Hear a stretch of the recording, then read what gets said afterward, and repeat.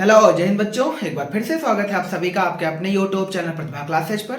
आज हम लोग बात करने वाले हैं एक नई यूनिट जो यूनिट 4 के नाम से है और एक्चुअल में उसका नाम है वैद्युतचुंबकीय प्रेरण और प्रत्यावर्ती धारा, यानी कि उसमें दो चैप्टर आने वाले हैं। तो पहला चैप्टर है वैद्युतचुंबकीय प्रेरण, जिसे आप इलेक्ट्रोमैग्नेटिक इंडक्शन या शॉर्टकट में आप EMI बोल सकते हैं, ठीक है ना। और ये अगर चैप्टर वाइज हम गिनती मारे तो ये चैप्टर नंबर 10 है, ठीक है ना। तो हम बात करने वाले हैं इसके न्यूमेरिकल के, और इसके जो न्यूमेरिकल है वो बोर्ड के फेवरेट सवाल रहते हैं, है ना। यानी मल्टीपल चॉइस जो क्वेश्चन बनते हैं या न्यूमेरिकल्स बनाए जाते हैं वो जनरली इन्हीं चैप्टरों से खींचे जाते हैं, है ना। तो चलिए शुरू करते हैं बिना किसी देरी के। तो अभी तक जैसे सवाल करते आए हैं वैसे ही करने वाले हैं। तो सबसे पहले हम लोग फार्मूले लिखेंगे, कुछ फार्मूलों पर जो बेसिक वर्क होना होता है वो करते हैं, न्यूमेरिकल की जो प्रॉपर्टी है उनको समझाते हैं, देन आगे बढ़ते हैं एक एक न्यूमेरिकल को पढ़ते हुए, है ना। तो चलिए शुरू करते हैं बिना किसी देरी के। तो सबसे पहला काम फार्मूले लिख लेते हैं। तो पहला बहुत बेसिक फार्मूला है, आपने पढ़ा होगा, चुंबकीय फ्लक्स, है ना, मैग्नेटिक फ्लक्स के नाम से। और मैग्नेटिक फ्लक्स को हम फाई से लिखते हैं।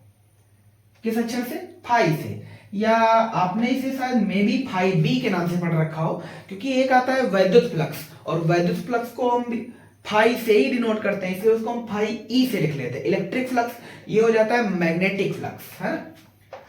फाई बी बराबर BA cos थीटा। और उम्मीद करते हैं ज्यादातर बच्चों को इसमें फाई बराबर vector B dot vector A नजर आता है। क्यों ऐसा? क्योंकि आप समझ पाते हैं कि जो थीटा है वो एक्चुअल में vector B and vector A के बीच का कोण है। A के बीच का कोण नहीं है, वेक्टर A के बीच का कोण है ना। ये बात आपको खास समझनी होगी। फाई B बराबर BA cos थीटा। इसके बाद आता है, आपने पढ़ा होगा फैराडेस लॉ, है ना, फैराडे के नियम। तो पहला नियम जो आता है इलेक्ट्रोमोटिव फोर्स को लेकर के, है ना, वैद्युत वाहक बल या कुंडली में प्रेरित वैद्युत वाहक बल, जिसे E से जनरली डिनोट करते हैं। E बराबर माइनस का N delta phi by delta T, जहां N क्या है? N कॉइल में नंबर ऑफ फेरे हैं, ठीक है ना। और जो फाई का मात्रक होता है वो वेबर होता है, ठीक है ना। यहीं से मात्रक बी का निकल के आता है वेबर पर मीटर स्क्वायर, क्योंकि एरिया बटे में इसके आ जाएगा तो बी का मात्रक निकलेगा वेबर पर मीटर स्क्वायर, जो इसके ठीक पहले वाले चैप्टर में हमने खूब बात की थी। जो ई है वो इलेक्ट्रोमोटिव फोर्स है, तो जाहिर सी बात है इसका जो मात्रक रहने वाला है वो रहने वाला है वोल्ट। क्या रहेगा? वोल्ट। बहुत बढ़िया। ई बराबर minus N delta phi by delta T. इसके बाद बात कर लेते हैं दो खास क्वांटिटी की, स्वप्रेरकत्व और अन्योन्य प्रेरकत्व, है ना। तो स्वप्रेरकत्व को लिखते हैं एल से। एल बराबर एन फाई और बटे में आई, है ना। जहां एन फाई एक्चुअल में क्या है, इसको हम बोलते हैं फ्लक्स ग्रंथिकाओं की संख्या, और एन फाई को कंप्लीट फ्लक्स ग्रंथिकाओं की संख्या कहते हैं। इसलिए इसका जो मात्रक होता है वो स्टैंडर्ड मात्रक है वेबर टर्न। Weber turn. अगर न्यूमेरिकल में कोई वेबर टर्न के नाम से वैल्यू मिल जाए यूनिट में, तो आप हमेशा याद रखना वो सिंगल एन और सिंगल फाई की वैल्यू नहीं है, वो एन और फाई का मल्टीपल वैल्यू है, जिसका मात्रक होगा वेबर टर्न। बहुत बढ़िया। आई क्या है? आई कुंडली में धारा है, और एल आप समझ रहे होंगे कांस्टेंट वैल्यू है, जिसको स्वप्रेरण गुणांक कहते हैं, ठीक। अगर हम इसी वैल्यू को एन फाई, है ना, एन फाई की जगह पर हम वैल्यू रखें तो क्या आ जाएगी? L I. एल चूंकि कांस्टेंट टर्म है, तो जो वेरिएबल है वो अपना क्या है? करंट। तो हम E का एक नया फार्मूला भी देख सकते हैं, वो यहां लिख देते हैं। और ये वाला E का फार्मूला L के रिलेशन के साथ है ना। तो फिर क्या लिखें बोलो? तो आ जाएगा माइनस का L, और चूंकि हमने वेरिएबल करंट को रखा है तो जो डेल्टा है वो करंट के साथ आ जाएगा, है ना। तो क्या लिखेंगे? डेल्टा I अपान में डेल्टा T। कोई दिक्कत तो नहीं, L को हमने बाहर ले लिया है, ठीक है ना। नेक्स्ट बात कर लेते हैं अन्योन्य प्रेरण गुणांक की। अन्योन्य प्रेरण गुणांक को हम m से डिनोट करते हैं, और m एक्चुअल में इसमें दो कुंडलियां होती है और इसमें एक कुंडली होती है, तो इसमें करंट वही वाली ले ली जाती है, पर इसमें हम प्राथमिक कुंडली की करंट को कैरी करते हैं। तो m बराबर फार्मूला हो जाएगा N2 phi2 अपान में I1, N2 phi2 बटे में I1।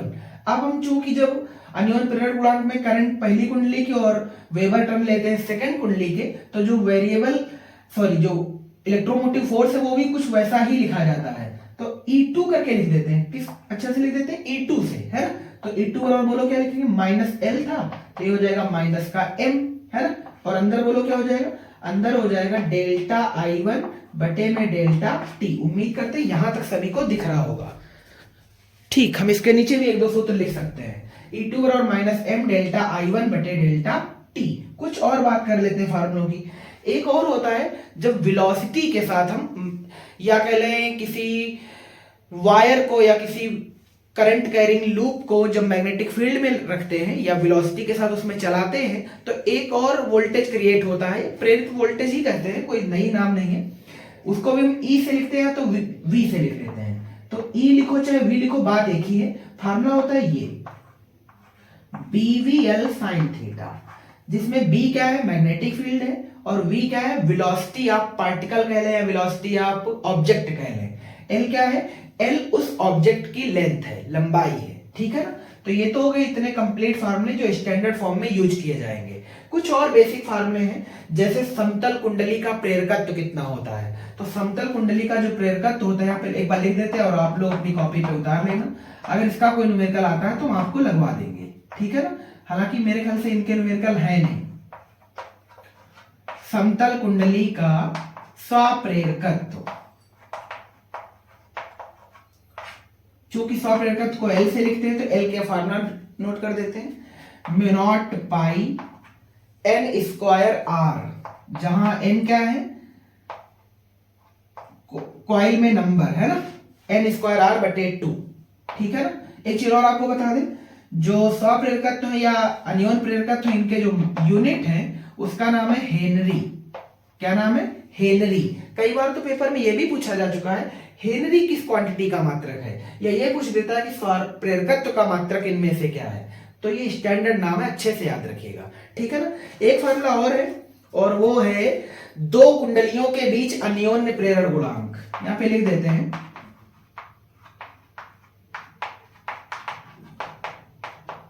दो कुंडलियों के बीच अन्योन्य प्रेरण गुणांक या अन्योन्य प्रेरकत्व कह सकते हैं, ठीक है ना।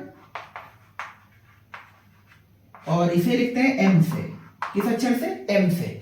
और इसके लिए जो फार्मूला होने वाला है वो है म्यू नॉट पाई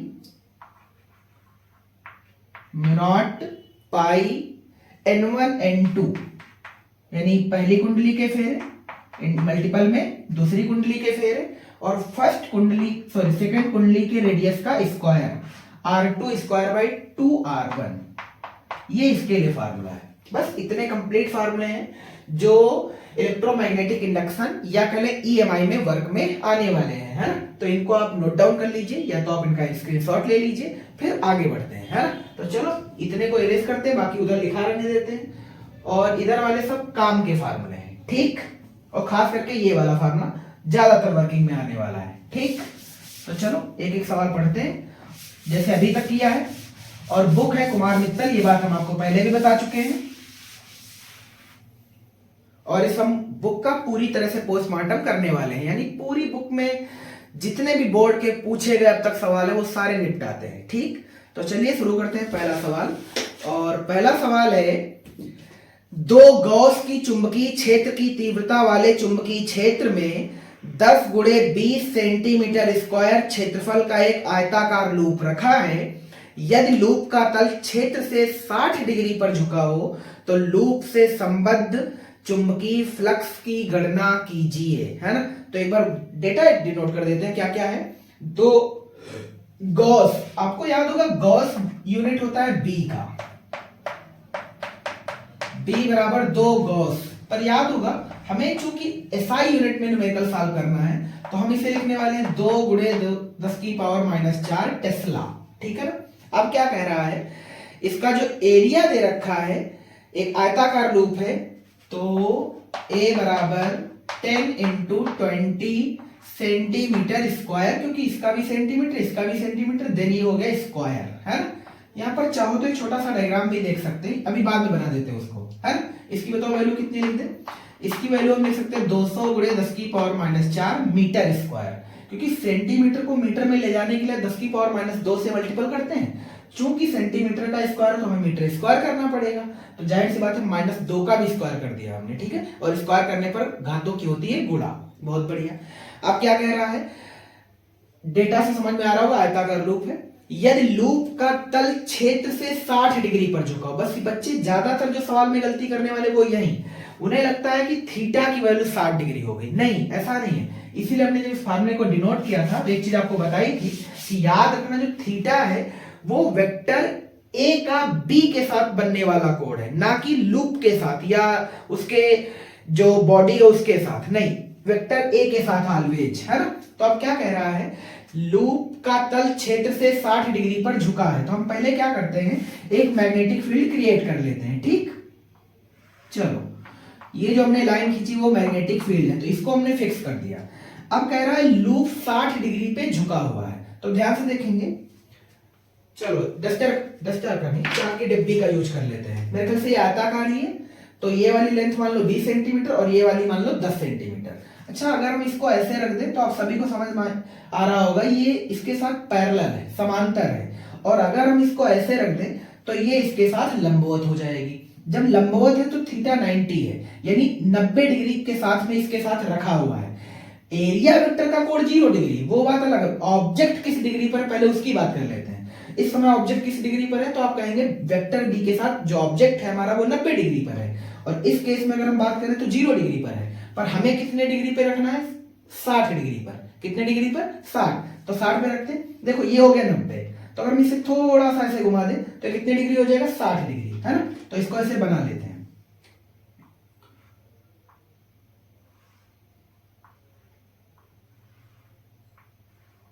ठीक है, आयताकार लूप है, ये 10 मान लेते हैं और ये 20। और सपोज करते हैं कि ये वाला एंगल कितना है, 60 डिग्री, है ना। तो 60 डिग्री पर ये लूप रखा है, पर एरिया वेक्टर के साथ कितना एंगल है वो तो अब हमें निकालना पड़ेगा ना। वो निकालने के लिए क्या करते हैं, याद होगा ओपन सरफेस के लिए जो एरिया वेक्टर होता है वो ऑलवेज तल के परपेंडिकुलर होता है। तो तल हमारा ऐसे, तो एरिया वेक्टर ऊपर हो जाएगा, यानी ये हमारा एरिया वेक्टर है, ये 90 डिग्री, है ना। और 90 से वाला से 60 घटाएंगे हम लोग तो ये वाली जो वैल्यू निकल के आएगी वो हमारा एरिया वेक्टर के साथ वेक्टर बी का कोण होगा, जो कि cos थीटा की वैल्यू है। यानी जो थीटा हमारा सवाल में है वो 30 डिग्री है। कितना डिग्री है, 30 डिग्री, जो रियल वैल्यू है।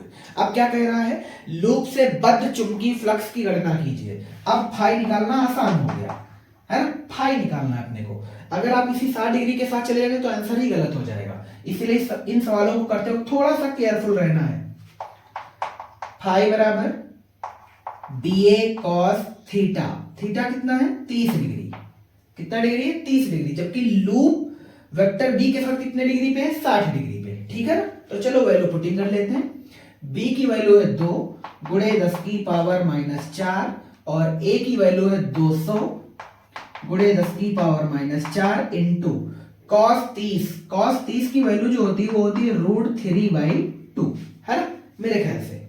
चलो जो कट रहा है काट दीजिएगा, 2 से 2 कैंसिल। अच्छा, ये माइनस का 8 हो गया। अगर हम इस वाले 2 को भी सॉल्व कर ले तो माइनस का 6 हो जाएगा। ये आ जाएगा 2√3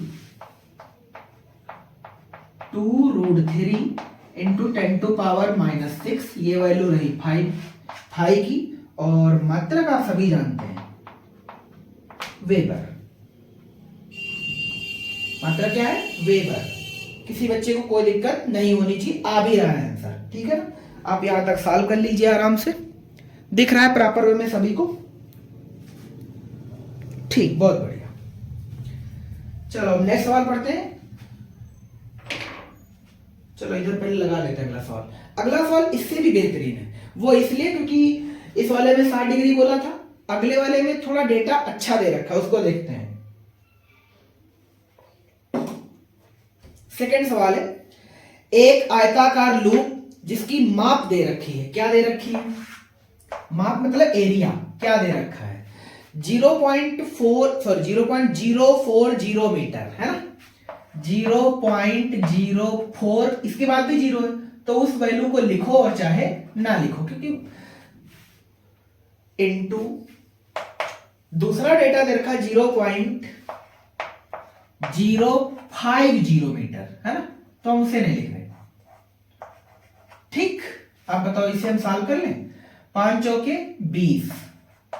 अब लेकिन कितने अंक के बाद दशमलव लगाओगे, तो ध्यान से देखो, तो 2 अंक ये 2 अंक ये, तो 4 अंक के बाद दशमलव, 2 ही अंक तो है इसमें, तो 2 जीरो लगाकर हम और पीछे जाना चाहेंगे, पर हम क्या करें, हम इसी को लिख सकते हैं 10 की पावर -4 मीटर स्क्वायर। ठीक है ना। अब क्या कह रहा है, 0.80 वेबर प्रति मीटर स्क्वायर, मतलब बी की वैल्यू है 0.80, यानी इसके बाद भी जीरो है, तो वो लिखो और चाहे ना लिखो। टेस्ला के एक समान ऊर्ध्वाधर चुंबकीय क्षेत्र में स्थित है, यानी इस बार जो मैग्नेटिक फील्ड है वो कैसा है, ऊर्ध्वाधर। इस बार डायरेक्शन बोल दी गई है पहले ही, है ना, ध्यान से सुनना मेरी बात। अब क्या कह रहा है, लूप में से गुजरने वाला चुंबकीय फ्लक्स ज्ञात कीजिए, यानी आपको फाइल फाइंड करना है, पर स्थितियां दे रखी है। क्या क्या दे रखी है, एक एक पढ़ते हैं। पहली कह रही है लूप का तल क्षैतिज है, लिख देते हैं ताकि आप सवाल को अच्छे से समझ सकें।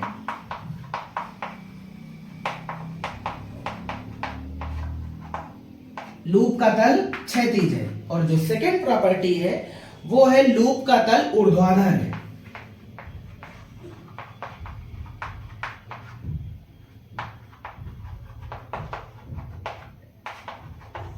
लूप का तल ऊर्ध्वाधर है। 2 केस है अपने पास सॉल्व करने के लिए, है ना।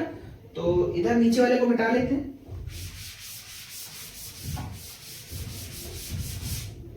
चलिए, अब first case and second case, तो पहले चलो यही से सॉल्व कर देते हैं। पहला देखते हैं। पहला कह रहा है लूप का तल क्षैतिज है पर मैग्नेटिक फील्ड ऊर्ध्वाधर है, तो मैग्नेटिक फील्ड चूंकि कांस्टेंट बोला गया है, तो हम पहले मैग्नेटिक फील्ड के लिए एरिया चुंबकीय क्षेत्र का वेक्टर लिख देते हैं, तो हमने वेक्टर भी परपेंडिकुलर लिखा है। ठीक है ना। लूप का तल क्षैतिज है, चूंकि लूप की अगर तुम डायमीटर देख पा रहे हो तो लूप आयताकार है। लूप कैसा है, आयताकार है। ये रहा हमारा लूप, जिसमें ये वाली साइड है 0.04, ये वाली साइड है 0.05। ठीक है ना। अब मुझे इसका एरिया वेक्टर ही तो लिखना है, अब ध्यान से देखो, तो हमारा लूप कुछ ऐसे रखा हुआ है, ये वाली साइड 0.04, ये सामने वाली फेस 0.05 है।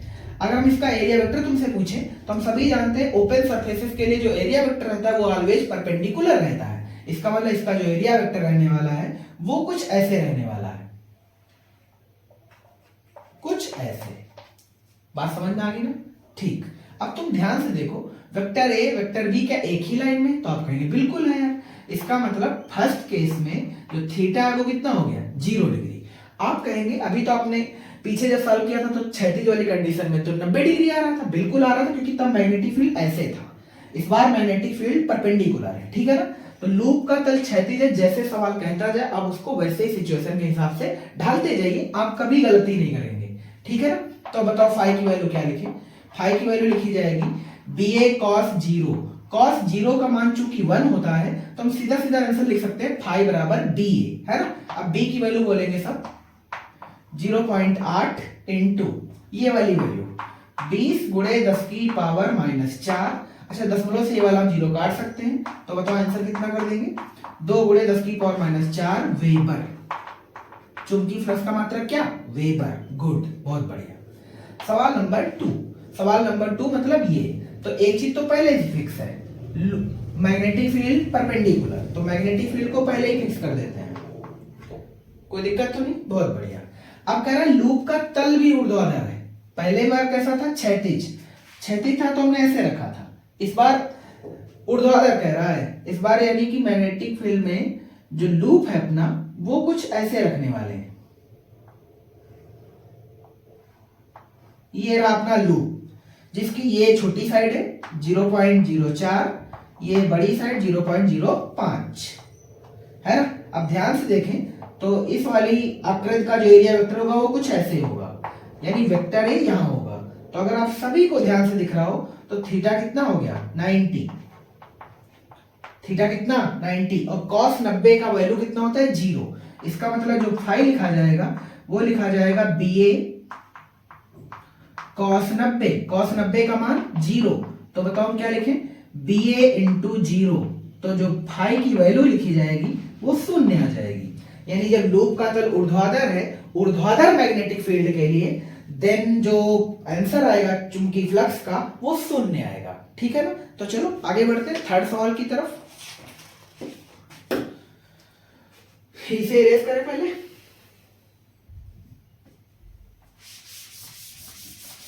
स्क्रीन को रोक लीजिए अगर तुम्हें लग रहा हो कि हम जल्दी कर रहे हैं, आराम से आगे बढ़िए। ठीक है ना।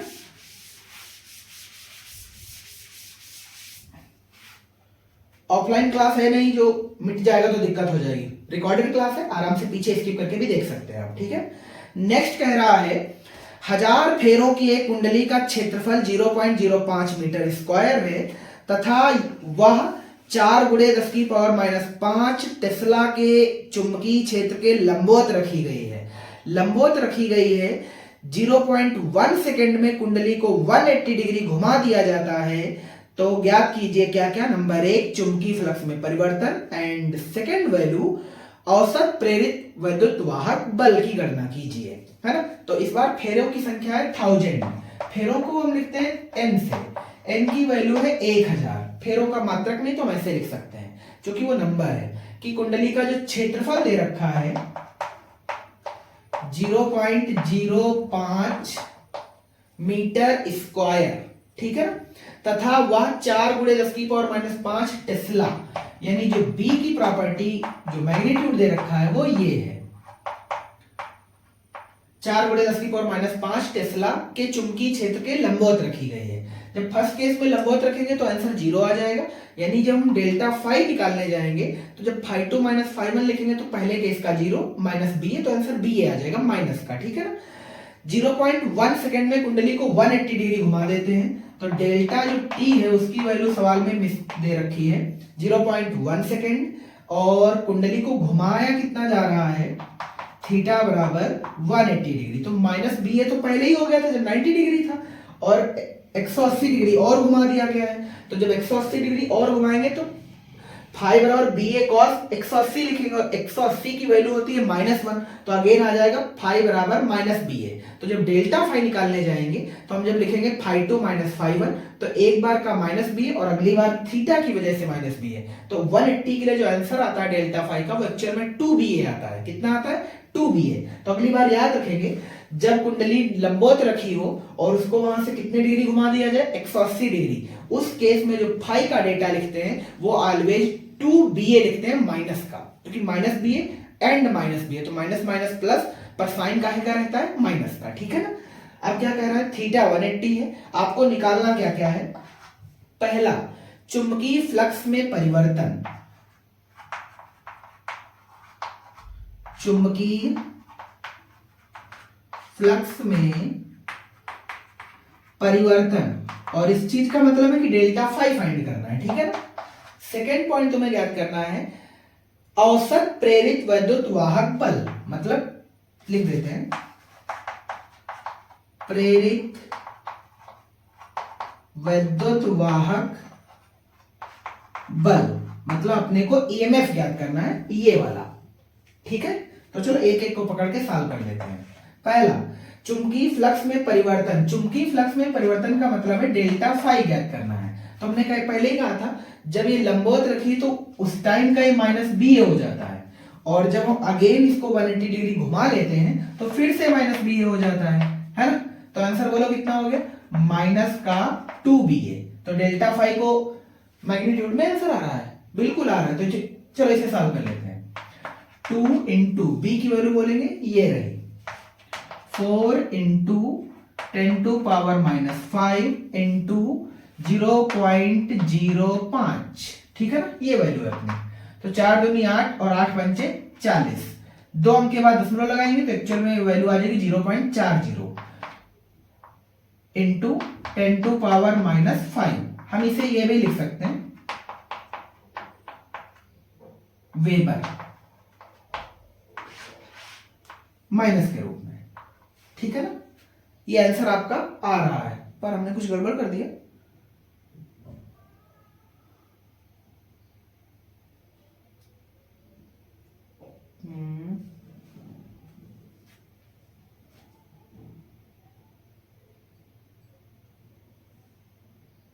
क्या गड़बड़ करा है।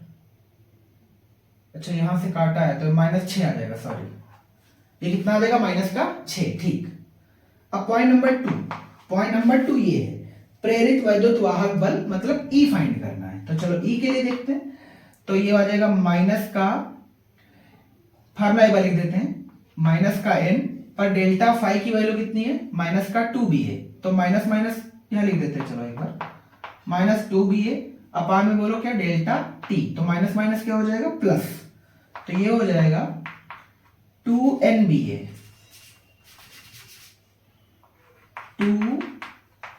2nba अपान में डेल्टा t। ये आ जाएगी कंप्लीट वैल्यू e की, है ना। बस इसको सॉल्व कर लेते हैं। तो चलो ध्यान से देखेंगे। तो 2 इंटू 1000 को हम 10⁻³ लिख सकते हैं, ठीक।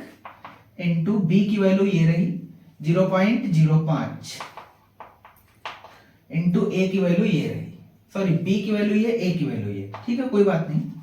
ये वाली लिख लेते हैं 4 इंटू 10⁻⁵ और बटे में डेल्टा t जो कि 0.1 सेकेंड है, ठीक है ना। तो दशमलव से दशमलव कैंसिल, दशमलव यहां आ जाएगा तो एक नीचे 0 बढ़ जाएगा, तो का बाद इस पे लगा देंगे 5 आ जाएगा, 5 से 5 कैंसिल हो जाएगा, ठीक। तो आंसर बचेगा 4 गुणे 10⁻⁻1 या हम कह रहे हैं 0.4। पर हमने फिर से मिस्टेक करी यार, इस बार मिस्टेक नहीं है, वो आंसर ठीक है। बचा क्या क्या एक बार बता देना। 4 बचा गुणे 10⁻⁻5 और 10⁻³ है ना, तो आ जाएगा 10⁻⁻2। ये आंसर आ गया वोल्ट में, काहे में आ गया वोल्ट में, ठीक है ना, ठीक। चलो पढ़ते हैं नेक्स्ट सवाल।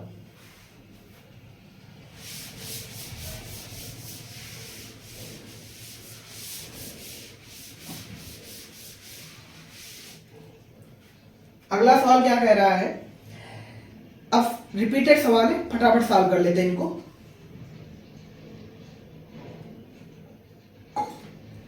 कह रहा है 100 फेरों वाली एक कुंडली से बद्ध चुंबकीय फ्लक्स 0.1 सेकेंड में 0.5 वेबर से घटकर 0.3 वेबर रह जाता है। कुंडली के सिरों के बीच प्रेरित विभवांतर की गणना कीजिए, मतलब वैद्युत वाहक बल ज्ञात करना है। तो चलो डेटा लिखते हैं। फेरे कितने दे रखे हैं 100, ठीक, बहुत अच्छे। 100 फेरों वाली एक कुंडली से बद्ध चुंबकीय फ्लक्स 0.1 सेकेंड में डेल्टा टी की वैल्यू कितनी दे रखी है 0.1 सेकेंड में, क्योंकि टाइम बहुत कम इलेक्ट्रिक लेता है। 0.5 वेबर से घटकर, तो हम पहले को φ1 मान लें जिसकी वैल्यू सवाल में दे रखी 0.5 वेबर, और घटकर कितना रह जाता है तो उसे हम φ2 से लिख लेते हैं 0.3 वेबर। यानी इतने टाइम में चुंबकीय फ्लक्स इतना था पहले और इतने टाइम के बाद इतना रह जाता है। कुंडली के सिरों के बीच विभवांतर की गणना कीजिए, मतलब ई फाइंड करना है, ठीक है ना। तो चलो ई के लिए फार्मूला उधर से कॉपी मारते हैं। तो हम बताओ क्या लिखेंगे, ई बराबर माइनस का n और डेल्टा फाई, चूंकि इन दोनों का अंतर लिखेंगे तो आ जाएगा φ2 माइनस φ1 और बटे में क्या डेल्टा t, है ना। तो चलो वैल्यू लिख देते हैं, माइनस n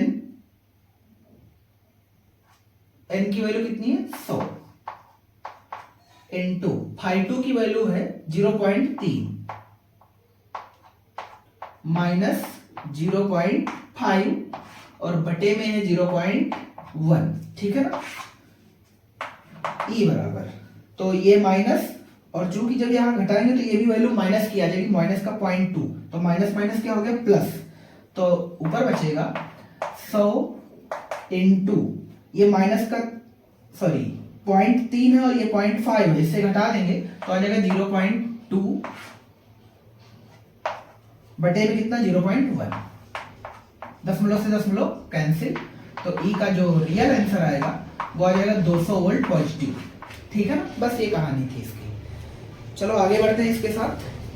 कह रहा है एक कुंडली का क्षेत्रफल 100 सेंटीमीटर स्क्वायर है तथा उसमें 500 फेरे हैं। यदि कुंडली के तल के लंबवत चुंबकीय क्षेत्र 0.1 सेकेंड में 0.2 वेबर पर मीटर स्क्वायर, इस बार वेरिएबल था चुंबकीय फ्लक्स और इस बार जो वेरिएबल है वो है मैग्नेटिक फील्ड, ठीक। 0.2 वेबर पर मीटर स्क्वायर से घटकर 0 हो जाए तो कुंडली में प्रेरित वैद्युत वाहक बल का औसत मान ज्ञात कीजिए, है ना। तो बस वेरिएबल बदला है, बाकी कहानी सेम है, ठीक है। यानी पीछे वाले सवाल में चुंबकीय फ्लक्स बदल रहा था और इस बार बदल रहा है मैग्नेटिक फील्ड। कुंडली का क्षेत्रफल 100 सेंटीमीटर स्क्वायर है, 100 सेंटीमीटर स्क्वायर। इसे ले चलते हैं SI यूनिट के साथ, तो ये हो जाएगा 10⁻⁴ मीटर स्क्वायर, तथा उसमें 500 फेरे हैं। जो नंबर ऑफ राउंड है 500 है। यदि कुंडली के तल के लंबवत चुंबकीय क्षेत्र 0.1 सेकेंड में, जो टाइम है वो चूंकि बहुत कम होता है, इसलिए जनरली जो आंसर हर बार आ रहा है वो 0.1 आ रहा है। सेकेंड में 0.2 वेबर पर मीटर स्क्वायर से घटकर 0 हो जाता है। तो हम पहले दफा को V1 मान लें, जो कि है कितना, 0.2 वेबर पर मीटर स्क्वायर से घटकर 0 हो जाता है। इसका मतलब जो V2 की वैल्यू है वो है 0 वेबर पर मीटर स्क्वायर। ठीक, ये सवाल है। कुंडली में प्रेरित वैद्युत वाहक बल का गणना कीजिए, E फाइंड करना है, ठीक है ना। तो चलो सॉल्व करते हैं। E बराबर माइनस का n delta phi by delta T, पर हम जानते हैं कि फाई बराबर तो बी ए होता है। इसका मतलब हम लिख सकते हैं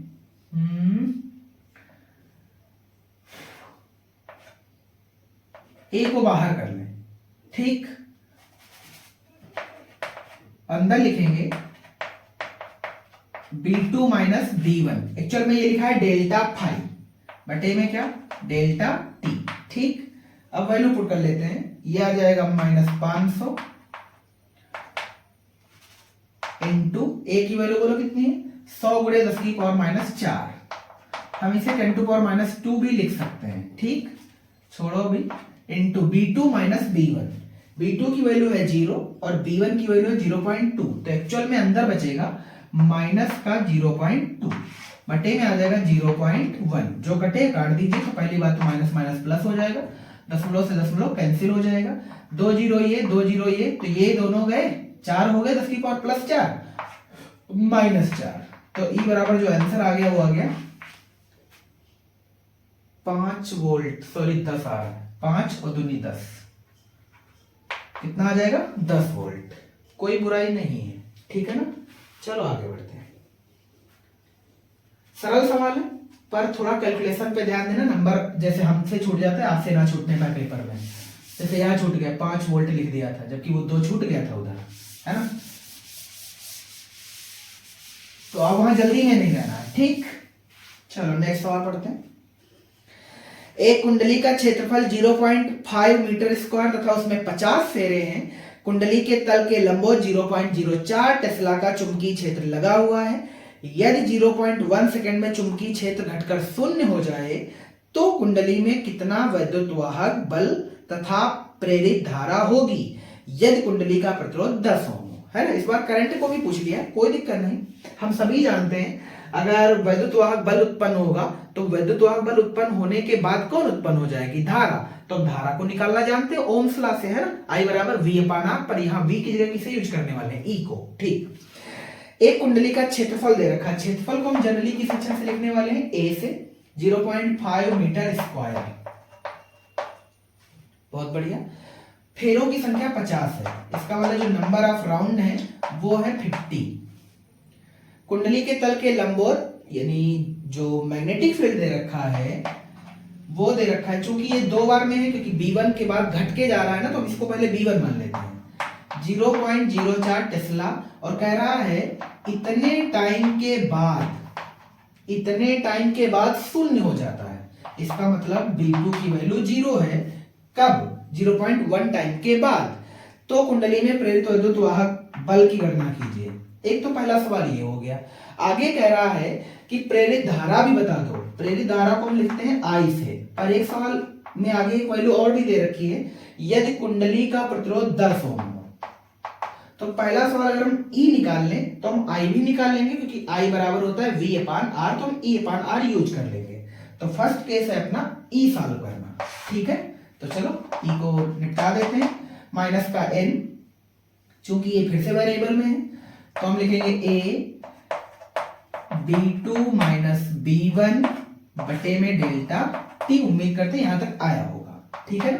तो सीधा सीधा वैल्यू पुट कर देते हैं, माइनस का 50 इंटू ए की वैल्यू है 0.5 इंटू B2 की वैल्यू सवाल में है 0 और माइनस की ये, तो हम सीधा सीधा माइनस का यही पुट कर दे रहे हैं 0.04 और डेल्टा टी जो कि कभी कभी का मतलब काफी देर से एक ही वैल्यू लिख रहा है 0.1 सेकेंड, ठीक है ना।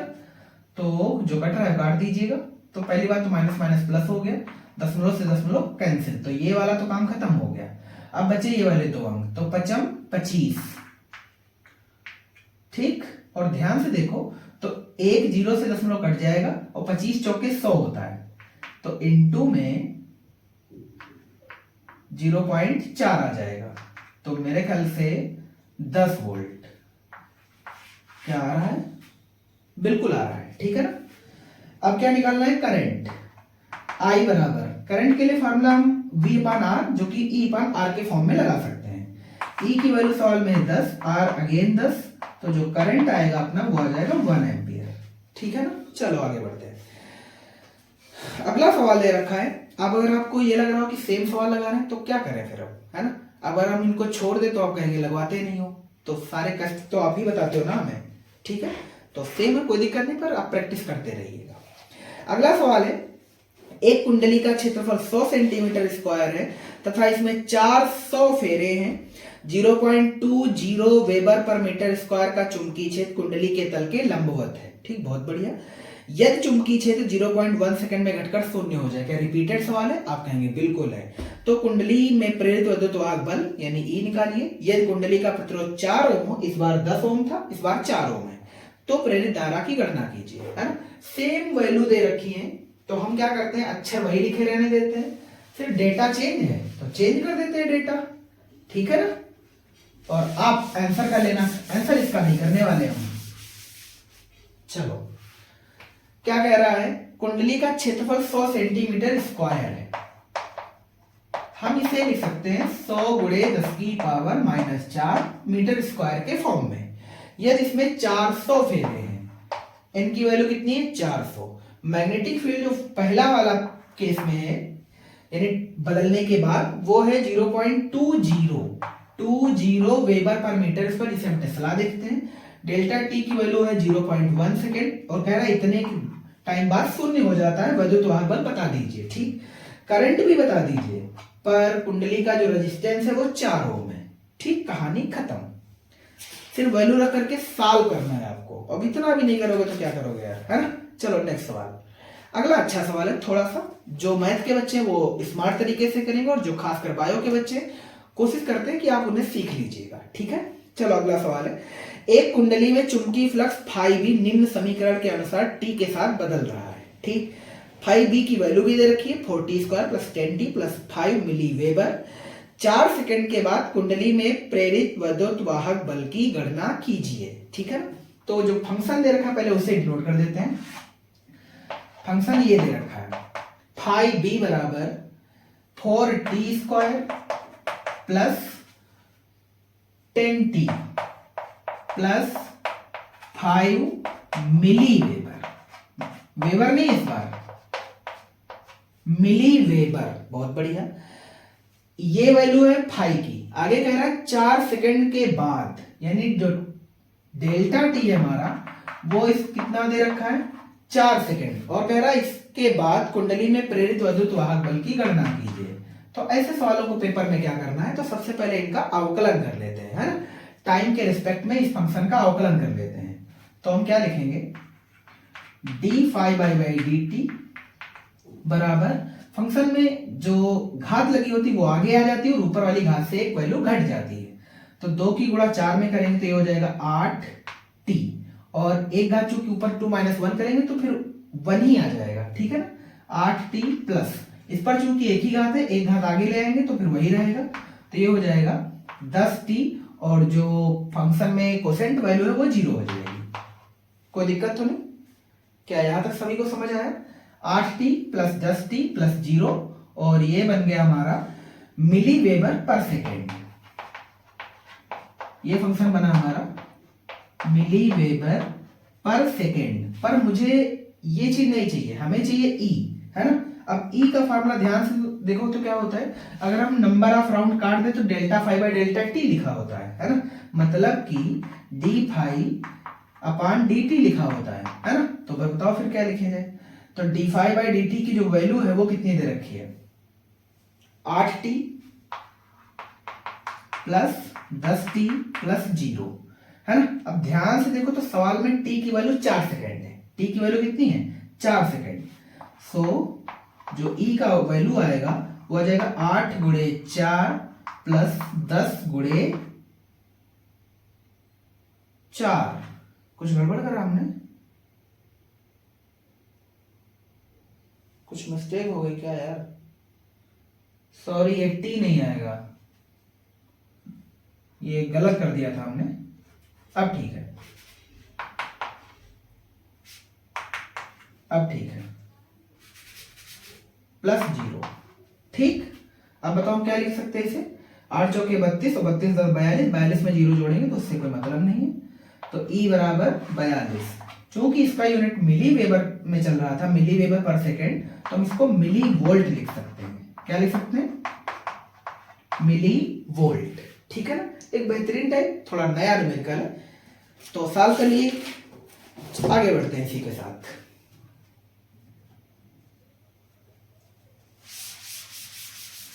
ऐसे सवालों में याद रखना कि अवकलन करना होता है, अवकलन के लिए बेसिक कॉन्सेप्ट है, जो घात लगी वो आगे आ जाएगी, ठीक है ना, और जो घात लगी थी उससे घट जाएगा, तो इसलिए वो जो 8t लिखा था एक्चुअल में बाद वाला वो घटना था, वो हम भूल गए थे, है ना, जो 10t लिखा था आगे, सॉरी 10t ही तो था, हाँ 10t जो था उसमें t निकल जाएगा क्योंकि घात घटेगी एक।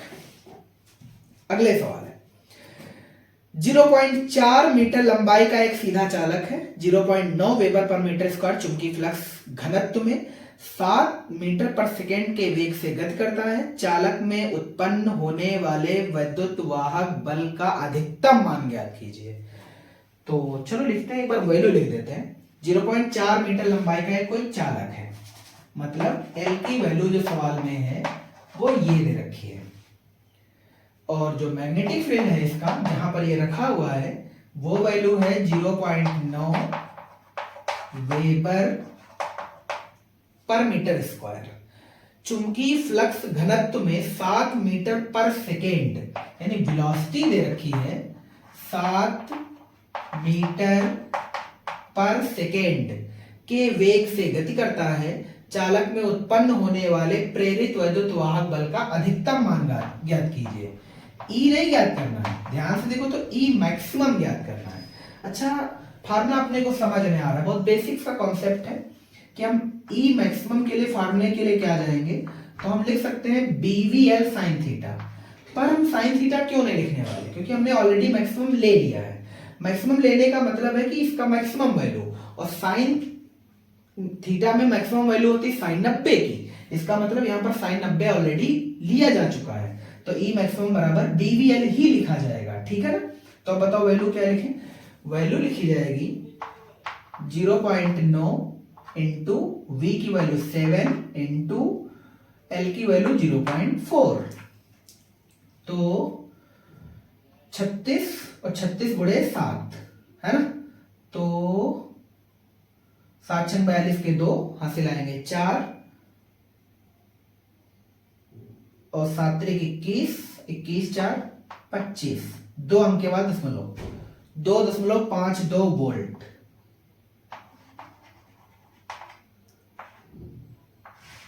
जो ई मैक्सिमम अपना आएगा वो आ जाएगा 2.52, ये दशमलव लगा हुआ है, थोड़ा देख लेना सही से, 2.52 वोल्ट। ठीक है ना, बहुत बढ़िया सवाल था। जब ये ऑलरेडी मैक्सिमम बोल चुका है इसका मतलब थीटा 90 हो चुका है ना। अगला सवाल, क्लास सिर्फ 1 घंटे लेनी, इससे ज्यादा नहीं। ठीक, चलिए बस टाइम पर ही है।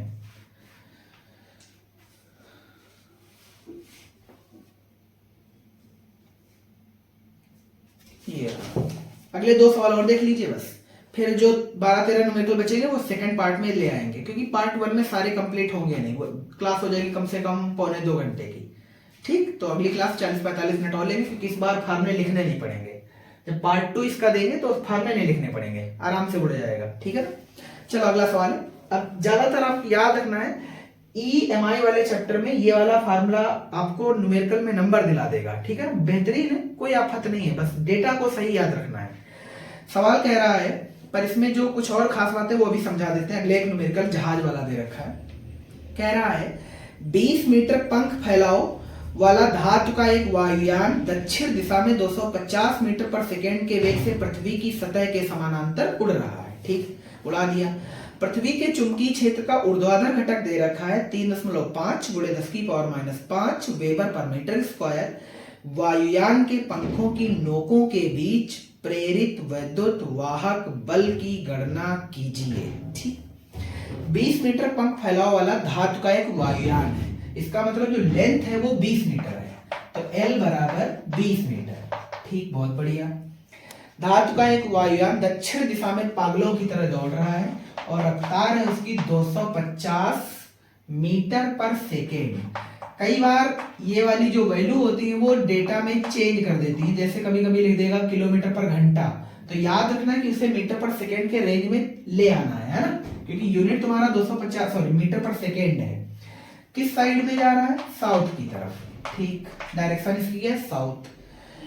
के वेग से पृथ्वी की सतह के समानांतर उड़ रहा है। पृथ्वी के चुंबकीय क्षेत्र का ऊर्ध्वाधर घटक यानी जो B है, या हम इसे लिखना चाहें तो BV लिख सकते हैं, वर्टिकल मैग्नेटिक फील्ड। ठीक है ना, जो इसके ठीक पहले वाले चैप्टर में हमने लिखा भी था, BV बराबर BE cos थीटा, BH बराबर BE cos थीटा, B बराबर रूट के अंदर BV square plus BH square. उम्मीद करते हैं फार्मूले आपको याद होंगे अगर आप लगातार क्लास पे बनते रहते हैं, है ना।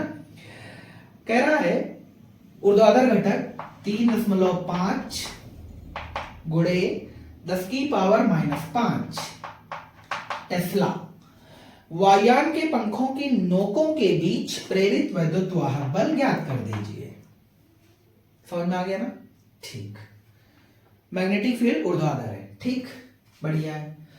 अच्छा, मैग्नेटिक फील्ड ऊर्ध्वाधर है और ये पागलों की तरह साउथ साइड में, तो डायरेक्शन मेरे ख्याल से आपको याद होगी, ईस्ट वेस्ट नॉर्थ साउथ। ठीक है, तो जहाज कहां जा रहा है? नीचे। ठीक, और इसके साथ मैग्नेटिक फील्ड ऊर्ध्वाधर है, तो मैग्नेटिक फील्ड कैसे भी ले सकते हैं, क्रॉस लेनी है कुल मिला के। तो बताओ थीटा कितना बन जाएगा? 90। थीटा कितना? 90, है ना। तो जो E आएगा एक्चुअल में वो E मैक्सिमम आ जाएगा। E मैक्सिमम के लिए अभी आपको बताया है कि BVL लिखना है, क्यों? क्योंकि थीटा ऑलरेडी 90 हो चुका है। तो B की वैल्यू है 3.5 × 10⁻⁵ इंटू वेलोसिटी ऑफ प्लेन कितनी है? 250, एंड उसकी जो लेंथ है वो 20 मीटर, जो उसके पर लगे हुए हैं ऐसे वाले वो 20 मीटर के हैं। ठीक है ना, तो दशमलव से हम ये वाला 0 काट सकते हैं। ठीक, 35 दूना कितना होता है? 70, और 25 सत्ते कितना होता है? 25 अट्ठे 200, तो 25 सत्ते 175। ठीक है ना, हमने आ रहा है 175। ठीक है ना, और एक 0 ये और एक 0 और गुणे 10⁻⁵ तो चाहो तो यही उत्तर है, वरना किताब के हिसाब से 175 वोल्ट। ठीक, 35 दूना 70, 70 का एक 0 बच गया। 70 की गुणा जब हम 25 से करेंगे तो 25 सत्ते 175 होता है। एक 0 ये लिखा और 70 का एक 0 तो वो भी बढ़ा दिया, घात -5, 5 अंक के बाद दशमलव लगा दिया, तो 2 3 4 5, तो सारे अंक खत्म, 0.175 वोल्ट आ गया। ठीक है ना। एक सवाल और करते हैं, फिर उसके बाद 12 या 13 नंबर छूटेंगे, उनको निपटाते हैं अगले वीडियो में। ठीक, तो क्लास ज्यादा लंबी नहीं होगी और आपको मजा भी आएगा, क्योंकि अगर एक ही क्लास में पूरे निपटा दिए तो मेरे ख्याल से क्लास हो जाएगी लगभग 1.25 या 2 घंटे के आसपास, तो उतना आप बर्दाश्त नहीं कर सकते। 40 मिनट तो मेरे हिसाब से पढ़ना मुश्किल है। लास्ट सवाल, एक वायुयान है जिसके दोनों पंखों की नोकों के बीच की दूरी 30 मीटर है, यानी इसके जो पर हैं इस बार वो 30 मीटर है, मतलब ठीक ठाक बड़ा हैवी जहाज है। L बराबर 30 मीटर या 300 किलोमीटर पर घंटा। हमने बताया था आपको कि कई बार ये यूनिट चेंज कर देता है, तो वेलोसिटी आप एरोप्लेन दे रखा है 300 किलोमीटर पर घंटा, तो सबसे पहला काम है कि इसे मीटर पर सेकेंड में ले आओ, यानी इसकी औकात में लाओ इसको। 300 किलोमीटर में हम सभी जानते हैं 10 की पावर 3 मीटर होते हैं, तो किलोमीटर बन गया मीटर बटा घंटे में होते हैं 3600 सेकेंड, तो ये बन गया 3600 सेकेंड। हालांकि कुछ बच्चों को याद होगा कि हम 5/18 से गुणा करके किलोमीटर पर घंटे को मीटर बटे सेकेंड बना लेते हैं, तो चाहो तो इसको सॉल्व कर लेंगे तो 5/18 ही आ जाएगा। तो ध्यान से देखो, चलो एक बार अलग चेक करके दिखा देते हैं। मुझे किलोमीटर पर घंटे को मीटर पर सेकेंड बनाना है, तो बताओ हम इसे क्या लिख सकते हैं, 1000 मीटर बटे में बताओ क्या लिख सकते हैं, 3600 सेकेंड बन गया मीटर पर सेकेंड। बस सॉल्व कर लीजिए, 2 जीरो ये 2 जीरो ये, 2 पंचे 10 और ये 18, इसका होना आ गया 5/18। यानी किलोमीटर पर घंटे की अगर कोई वैल्यू दे रखी है तो उसे मीटर पर सेकेंड में चेंज करने के लिए हम 5/18 से गुणा करा लेते हैं, तो बात वही है। तो हम लिख सकते हैं इसे 300 गुणे 5 और बटे में कितना 18, तो ये अपना जो आंसर आ गया वो किस यूनिट में आ गया, मीटर बटे सेकेंड में। अगर इसे मीटर बटे सेकेंड से मुझे किलोमीटर पर घंटा बनाना हो तो हम 18/5 से गुणा कर देंगे। ठीक, चलो आगे बढ़ते हैं। ये वैल्यू दे रहा है, कह रहा इतने वेग के साथ उतर रहा है, यानी इस रफ्तार के साथ एरोप्लेन लैंड कर रहा है। ठीक, यदि उतरते समय वायुयान के पंख पूर्व और पश्चिम दिशा में हो, यानी जो उसके पर हैं पूर्व और पश्चिम दिशा में, क्योंकि मेरे फेस के सामने पूर्व है और इधर क्या है, पश्चिम है ना, तो पर उसके ऐसे हैं, बात समझ में आ रही ना, तो उसका मतलब ये वो ऐसे उड़ रहा है, बात समझ में आ गई ना। ठीक, अब क्या कह रहा है कि वेग से उतर रहा है, यदि उतरते समय वायुयान के पंख पूर्व और पश्चिम, यानी वो तो या तो वो उत्तर की तरफ जा रहा है या तो दक्षिण की तरफ जा रहा है। ठीक, तो उसकी पंखों की नोकों के बीच प्रेरित विभवांतर ज्ञात कीजिए। आप हमेशा याद रखना, उनके बीच परों के बीच विभवांतर या तभी जनरेट होता है जब मैग्नेटिक फील्ड कटेगा, यानी 90 डिग्री पर होगा, यानी मैग्नेटिक फील्ड के साथ जब एरोप्लेन 90 डिग्री पर होगा तभी वो क्रॉस करेगा, और जब क्रॉस करेगा तभी वोल्टेज जनरेट होगा। अगर दोनों पैरेलल हो गए, यानी जिस साइड मैग्नेटिक फील्ड है उसी साइड अगर प्लेन लैंड करेगा तो इलेक्ट्रिक जो पोटेंशियल होगा वो जनरेट नहीं होगा। ठीक है ना। अब क्या कह रहा है, तो इसकी पंखों की नोकों के बीच प्रेरित विभवांतर ज्ञात कीजिए। प्रेरित विभवांतर का मतलब है ई ज्ञात करना है। कई कई किताबों में इस ई को वी से भी लिख देते हैं, हमने इसलिए नहीं लिखा है क्योंकि ये वाले वी से आप कंफ्यूज हो सकते हैं। तो एक्चुअल में ये वाला जो है वी है वोल्टेज को रिप्रेजेंट करता है और ये वाला वी वेलोसिटी को रिप्रेजेंट करता है। ठीक है ना। कह रहा है पंखों की नोकों के बीच विभवांतर ज्ञात कीजिए। ठीक, आगे एक लाइन और इसने बढ़िया लिखी है, यदि पंख उत्तर दक्षिण दिशा में हो तो क्या होगा, तो कुछ नहीं होगा, तो प्लेन लैंड भी नहीं करेगा, और लैंड करेगा तो दुर्घटनाग्रस्त हो चुका होगा, या पहले हो सकता है या हो ही जाएगा। मैग्नेटिक फील्ड इसका कितना दे रखा है, BH बराबर 0.4 बॉस। हम इसे चेंज कर लेते हैं टेस्ला के फॉर्म में। ठीक है ना। तो सबसे पहले काम इसको हम निपटा देते हैं। डायरेक्शन देख लीजिए, ये ईस्ट, ये वेस्ट, नॉर्थ, साउथ। ये नहीं बताया गया कि जहाज किस दिशा में जा रहा है, उसने कहा कि पर उसके पूर्व और पश्चिम साइड में है। तो जहाज के जो पर हैं, जहाज कैसे बनेगा यार,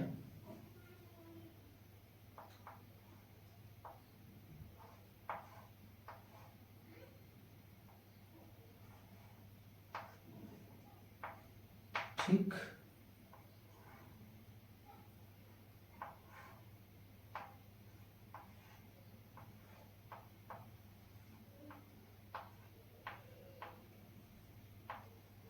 ठीक है, मान लो ये प्लेन है। ठीक, ये इसके पर है जो ईस्ट और वेस्ट साइड में है, तो हमने फेस साउथ में कर दिया है। ठीक है, तो ध्यान से इसको, तो परपेंडिकुलर काटेगा। ऐसा इसलिए क्यों, क्योंकि BH मतलब हॉरिजॉन्टल मैग्नेटिक फील्ड है, यानी मैग्नेटिक फील्ड कुछ ऐसे है, ऐसे, ये BH है। तो ध्यान से देखो, BH का इसके रफ्तार के साथ, यानी ये V है, V के साथ BH का कितना एंगल है, तो 90 डिग्री। कितना डिग्री है, 90।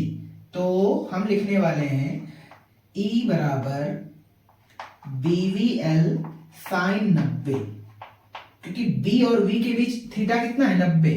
यहां पर देख लीजिए ध्यान से। ठीक है ना। अब बताओ हम क्या लिखें, तो हम लिखेंगे E बराबर B की वैल्यू है 4 इंटू वी की वैल्यू ये है 300 गुणे 5 और बट्टे में 18 और इंटू में लेंथ कितनी दे रखी है 30। ठीक है ना, अब काट दीजिए जो कट जाए। तो सबसे पहले दशमलव से जीरो को निपटा देते हैं। 3 छक्का 18 होता है, 6 पंचे 30 तो ये 50 आ जाएगा। 55 25 25 चौके 100 ये हो गया, एक जीरो बच गया। तो ये ई मैक्सिमम आ गया 1000 वोल्ट। यानी जब प्लेन लैंड करेगा तो उसकी बॉडी पर जो पोटेंशियल डिफरेंस होगा वो 1000 वोल्ट का होगा। कितने वोल्ट का? सॉरी ये वैल्यू भी है यार, ठीक सॉरी 0.4 के साथ 10 की पावर -4 और भी लिखा है यार, तो हम इसके साथ लिख देते हैं 10 की पावर -4। तो ये हो जाएगा ई बराबर, तो 1000 तो आया ही था गुणा करने पर, ठीक लिख देते हैं, इंटू में 10 की पावर -4। इसे आप 10 की पावर 3 लिख सकते हैं और ये 10 की पावर -4 तो आ जाएगा 10 की पावर -1 वोल्ट। ठीक है ना, तो हम इसे लिख सकते हैं 0.1 वोल्ट। ठीक है ना, यानी जब प्लेन लैंड करेगा तो उसकी सरफेस पर कितना पोटेंशियल डिफरेंस क्रिएट हो जाएगा 0.1 वोल्ट, है ना।